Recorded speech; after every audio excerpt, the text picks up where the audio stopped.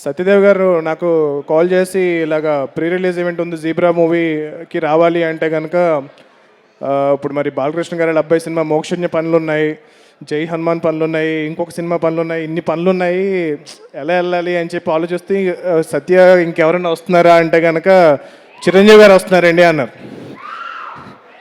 అంటే చిరంజీవి గారు వస్తామంటే నీకేంట్రా బలుపు వెళ్ళని చెప్పి నాకన్నా ఆయనకన్నా ఎక్కువ పనులు ఉంటాయి నీకు అసలు.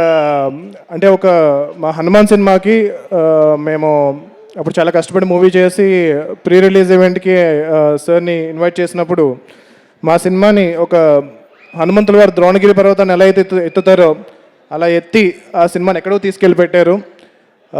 సో అది అప్పటి నుంచి నేను మీకు థ్యాంక్స్ చెప్పుకునే అవకాశం దొరకలేదు sir. Thank you so much. And అలాగే ఈరోజు జీబ్రా ఈవెంట్కి వచ్చి ఈ సినిమాని ఎంకరేజ్ చేస్తున్నారు చిరంజీవి గారు. అలా ఏ సినిమా అయినా సరే ఆ సినిమాలో ఒక టాలెంటెడ్ టీం చాలా కష్టపడి వర్క్ చేశారంటే కనుక ఆ సినిమాని ఆయన ఎంత బిజీగా ఉన్నా సరే వచ్చి ఇలా ఎంకరేజ్ చేస్తున్నారు. It's one and only Chiranjeevi గారు. And I really want that wish this entire team all the best, and particularly Satyadev గారి గురించి ఈ సినిమా చాలా పెద్ద హిట్ అవ్వాలని కోరుకుంటున్నాను. అండ్ నాకు నాకు ఇండస్ట్రీ వచ్చిన బిగినింగ్ నుంచి తెలుసు ఎంత కష్టపడుతున్నారో, ఎన్ని మూవీస్లో ఎంత 100% ఇస్తూ ఎంత హార్డ్ వర్క్ చేస్తున్నారో. అండ్ ఇంతకుముందు డైరెక్టర్ గారు స్పీచ్ ఇస్తూ జనరల్గా చాలామంది ఒప్పుకోమండి, అంటే లైక్ మన సినిమా సరిగ్గా ఆడపోయినా సరే అది ఒప్పుకోవడం చాలా గొప్ప విషయం. సో నేను ఒక మూవీ చేశాను, దాంతో -1కి వచ్చాను, మళ్ళీ +1కి రావడానికి నేను చాలా కష్టపడి చేశాను అని అనడం అనేది చాలా గొప్ప విషయం.